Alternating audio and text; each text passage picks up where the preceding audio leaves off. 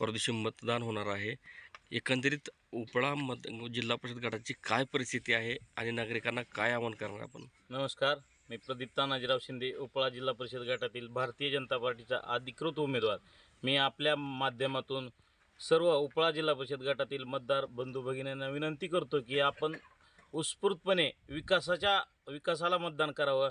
सर्व जो आज आपल्या जिल्ह्यात राणादादाच्या माध्यमातून जो इतक्या मोठ्या प्रमाणात विकास होत आहे, त्या विकासाला गती देण्यासाठी आपल्या उपळा जिल्हा परिषद गटातील सर्व मतदार बंधू भगिनींनी मोठ्या प्रमाणात मतदान करावं. एकंदरीत आव्हान काय परिस्थिती आहे?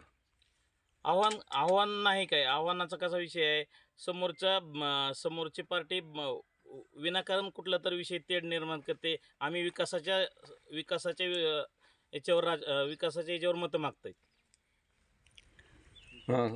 जे उपळा जिल्हा परिषद गटातील जिल्हा परिषदेच्या शाळा असतील, ग्रामीण रस्ते असतील किंवा लाईटीचे विषय असतील, सर्व विषयावर मी प्राधान्य देणार आहे. पक्षाचा कसा आहे आपल्याला पाठिंबा? पक्षाचा खूप मोठ्या प्रमाणात पाठिंबा आहे ना. पक्ष आहे म्हणून तर आहे ना आपण. काय नेत्यांच्या सभा झाल्यात का आपल्या मतदारसंघामध्ये? सुरुवातीला मल्हारदादाची एक रॅली झालेली आहे. आज माझ्या मतदारसंघात मल्हारदादाची सारोळ्यात 6 वाजता रॅली आहे. उपळा जिल्हा परिषद गट हा ओबीसीसाठी आरक्षित होता. त्यामध्ये मराठा समाजाने उमेदवार दिल्यामुळे ओबीसी समाज नाराज आहे आपल्यावर असं बोललं जात आहे. नाही, असं काही नाही. या जिल्हा परिषद गटातील सर्व मतदार सुजाण आहेत. हा विकासाला मतदान करणार आहे. हा जातीपातीचा विषयच ठेवणार नाही.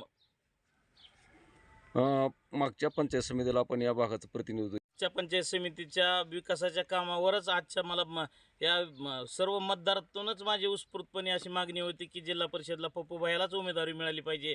पप्पूभाई म्हणजे आपला माणूस, आपल्या हक्काचा माणूस. सर्व मतदाराच्याच उत्स्फूर्तपणे प्रतिसाद होता मला.